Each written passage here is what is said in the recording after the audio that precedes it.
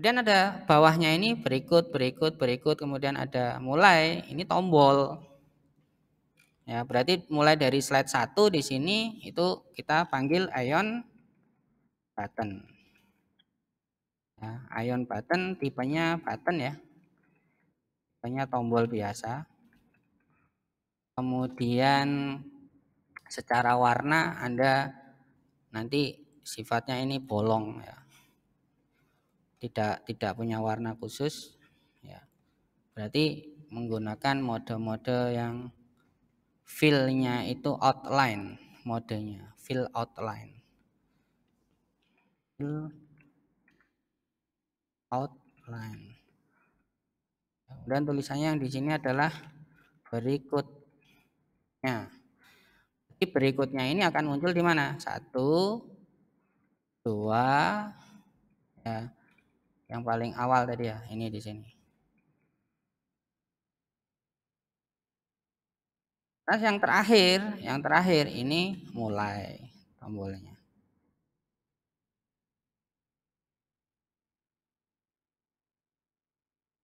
Ini pun sama, lihatan. Tombol kan dorong ini ya. Yang ini bisa bagus di bawah. Ya. Ini bisa di bawah. Tapi yang ini kan di sampingnya. Kenapa? Dia tidak diapit apa tadi? Ion X. Ya kan? Di sini tidak ada ion teksnya. Jadi pengendali teks tampilannya itu tidak ada. Kalau ada ya muncul. Baru nanti bisa diklik. Nah, maunya warnanya apa? Bordernya dan sebagainya. Berarti colornya di sini kan? Color. Colornya apa? Misalkan colornya warning.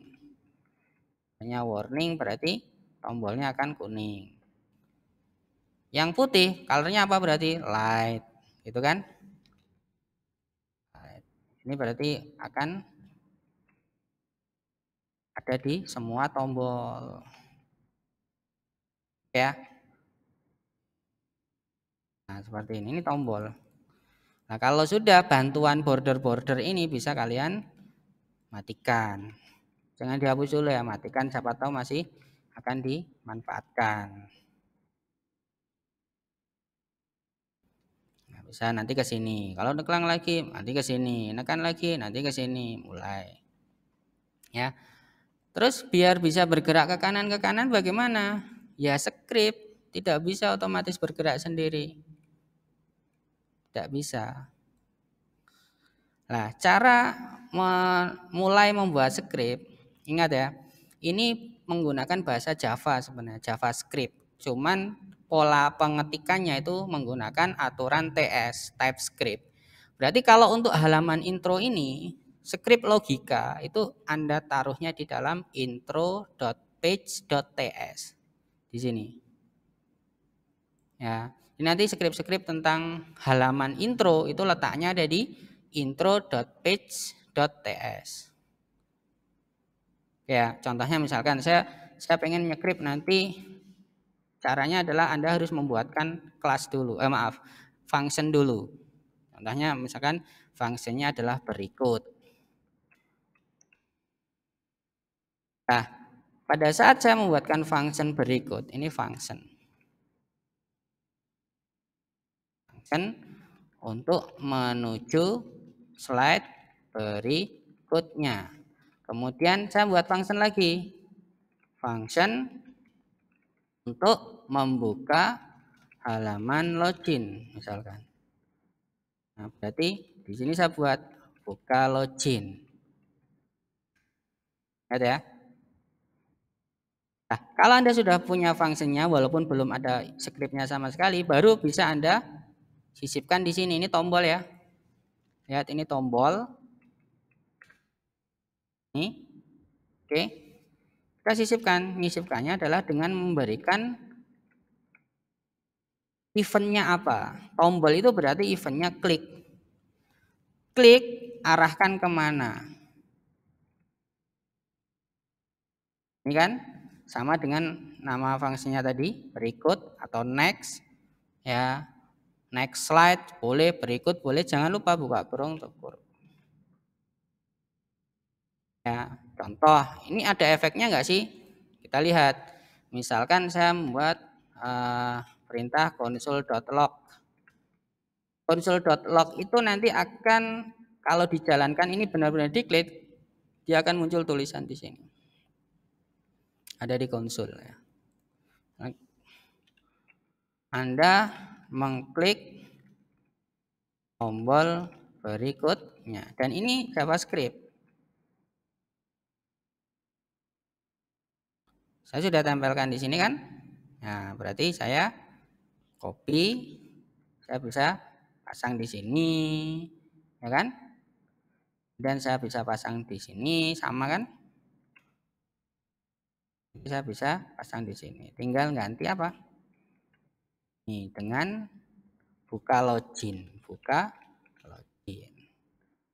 Kemudian di sini mulai. Pak, ini kan apa namanya? Nama functionnya. Nantinya apa bisa ini di CCP sesuatu? Sangat bisa nanti ya. Sabar dulu. Intinya ini kita sedang belajar dasarannya dulu. Untuk konsol lognya yang bawah, katanya adalah Anda mengklik tombol mulai. Sekarang kita uji coba. Misalkan saya klik berikutnya, Anda munculnya. Nah, di sini berikutnya klik. Berikutnya klik. Mulai. Oke? Nah, berarti seolah-olah di sini saya harus apa? Harus menciptakan dua root, proses root. Root yang pertama itu hanya membuka slide. Kalau saya misalkan berikutnya klik, berarti buka slide ini. Berikutnya lagi buka slide ini. Berarti kan berada dalam halaman intro sendiri ya. Yang terakhir pada saat saya klik mulai, itu berarti pindah halaman. Nah, pindah halaman ini Anda harus memanggil routing atau router ini, root ini. Karena pindah halaman. Bagaimana caranya? Caranya adalah Anda definisikan di sini. Nama variabelnya apa? Misalkan root. Tipenya apa? Tipenya adalah router. Lihat ya ini ya, pada saat muncul seperti ini enter. Nanti perhatikan di atas ya, enter. Maka di atas dia akan menciptakan script baru import. Jadi tipe router di sini itu mengarah ke kelas yang ada di sana nantinya. Jadi ya, ini kamu namai apa, yang depan ini bebas karena ini nama variabel. Titik 2. Setelah itu baru tipenya. Diletakkan di mana? Di konstruktor. Ini alasan dulu di materi PHP kalian saya kenalkan dengan kelas. Apa itu konstruktor, apa itu kelas. Ini nanti pengetahuannya itu akan bisa dipakai di sini. Nah, kok tahu Pak perintah ini dari mana ya? Kalian harus membaca. Saya pun baca. Kalau nggak baca ya nggak ngerti. Oke? Nah, baru di sini bisa kita manfaatkan, dan memanfaatkannya karena ini variabel kelas. Lihat, pernah saya ajari this gitu kan. This-nya PHP itu ada awalan $. Kalau di sini kan enggak. This apa? Terbaca di sini root. Apalagi Anda bisa navigate by URL. Mau diarahkan kemana? Ya, tinggal dicek Anda mau mengarah ke halaman mana lewat app routing module. Oh, saya mau mengarah ke login. Ya sudah, berarti di sini login. Mengganti alamat yang ada di atas ini enggak? Oh, mengganti Pak. Awalnya kan intro, berubah jadi login. Berubah jadi login itu berarti di sini Anda harus menambahkan ya. Menambahkan perintah replace URL. URI atau URL, URI. Ini true. Ya.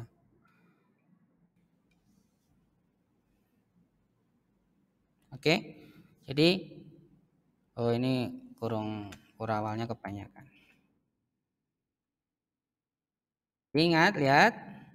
This dot root ini adalah variabel yang mewakili router.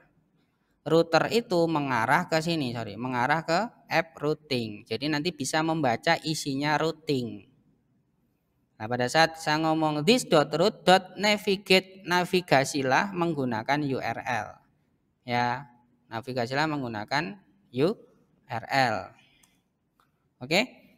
Nah, itu nanti arahkan ke nama URL-nya. Apa nama URL-nya? Oke? Nah, kita uji coba. Ini sudah saya save. Oh, break. Yang di sini ya, mulai lihat. Yang atas juga akan berubah. Karena kalau tidak diperintahkan ini, nanti bisa saja yang atas itu tetap intro gitu. Alamat URL di atasnya ini tetap intro, tapi halaman yang muncul sudah login. Itu kan nggak valid ya, secara URL kan nggak valid. Ya, jadi halaman pertama yang muncul adalah seperti ini. Kemudian nanti kalau di scroll pengen mulai nekan ini, maka masuk ke dalam login. Deal ya, dalam login. Oke, nah sekarang bagaimana mengaktifkan yang berikut ini? Pada saat saya pengen menuju ke slide yang kedua, slide yang ketiga menggunakan tombol berikutnya ini, seolah-olah saya melakukan gini, ya seolah-olah, maka saya harus punya perwakilan halaman slide. Ya, halaman slide 1, slide 2, slide 3 itu kan halaman kecil gampangnya ya. Halaman anak ya. Maka di sini saya harus memanggil namanya view child. Nah ini. View child. Lihat pada saat saya panggil ini yang atas juga akan nambah ya. Nah, ini adalah miliknya Ion Slides. Kemudian nama variabelnya adalah tra, slide boleh, ya n slide boleh. Tipenya apa? Tipenya adalah Ion Slides.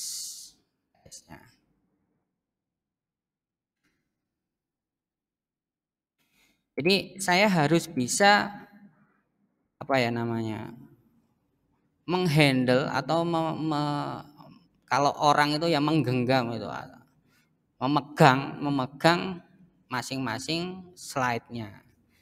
Dengan saya berhasil memegang, ya mendefinisikan satu persatu slide-nya, maka nanti saya bisa gunakan dalam script. Oh ini boleh dimatikan ya, yang ini matikan, ini enggak kepakai, matikan.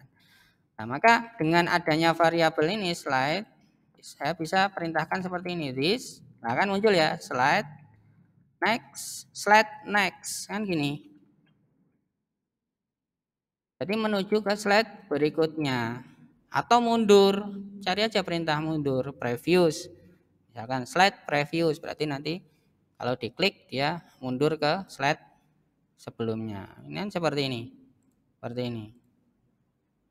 Di swipe bisa, ditekan ini, tombolnya juga bisa. Ini bisa.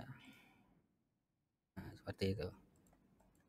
Nah, untuk apa namanya, kalau di dalam slide itu semacam animasi ya, animasi dari slide. Nah, ini custom animation, Anda bisa milih di sini.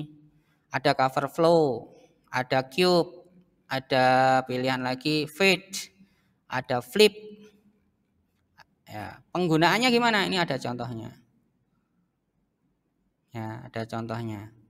Jadi kita harus mengaktifkan option nantinya. Properti namanya option. Ada nggak properti namanya? Lah ini option.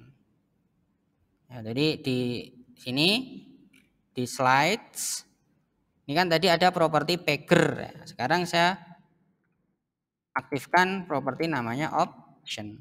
Nah, option ini nanti diarahkan kemana? Diarahkan ke salah satu animasi. Anda mau pakai animasi yang mana? Flip atau cube atau fade? Ya, misalkan saya pilih yang cube. Ini di copy aja, copy. Kamu mau nyekrip ini semua kan, enggak mau kan? Terus ditaruh di mana?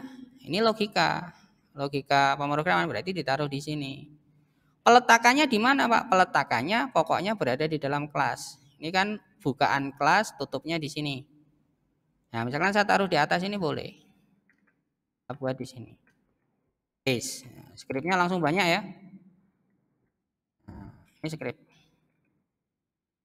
Langsung banyak. Nah, ini dibuang konstantanya. Udah? Ini kita kasih penjelasan, ini adalah animasi slide.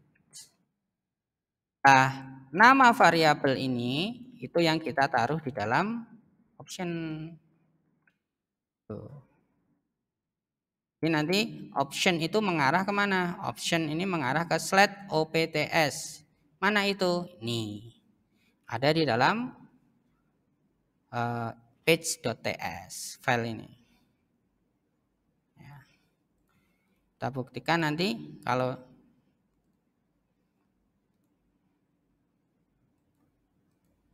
OPTS-nya atau mode yang lain coba. Slide OPTS. Pemakaiannya dulu. Cube itu berarti biasa ya, atau flip, kita copy aja ya, flip. Kita copy. Ini taruh.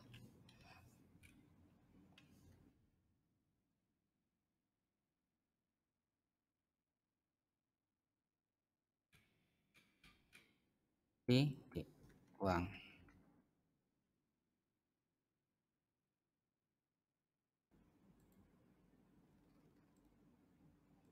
Nggak bergerak ya. Cara menempelkannya kita harus betulkan dulu.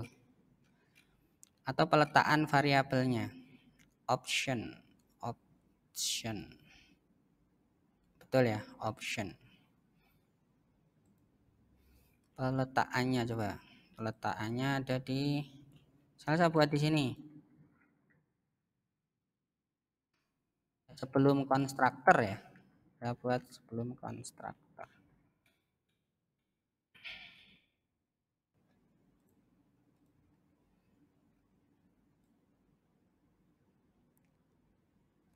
Ini seperti ini ya. Oh, ini yang React ya, Angular. Coba yang Angular cara, oh ada sikunya ya. Angular option ada sikunya. Coba.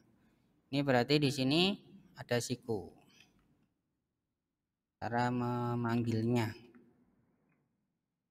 Ya, seperti ini. Kita uji coba. Nah, bisa ya. Ini flip. Nah, tinggal ganti saja nanti pengen yang mana.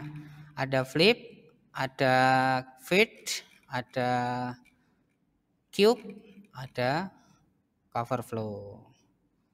Ya, itu caranya. Tambahkan variabel atau property option ada sikunya. Kemudian nilai ini itu hasil kita copy paste dari lokasi tadi ya. Kemudian taruh di mana di sini. Slide. Misalkan saya taruh tadi di bawahnya konstruktor bagaimana? Apakah masih berfungsi? Ya, kita uji coba lagi. Taruh di sini. Konstruktornya kan ada di atas tadi ya. Ini konstruktor. Taruh di sini animasi slide-nya. Kita uji coba. Nah, sama saja, masih berfungsi. Pokoknya nanti ditaruhnya di dalam kelas. Kelas itu di sini, tutupnya ada di paling bawah ya. Ini tutupnya. Oke.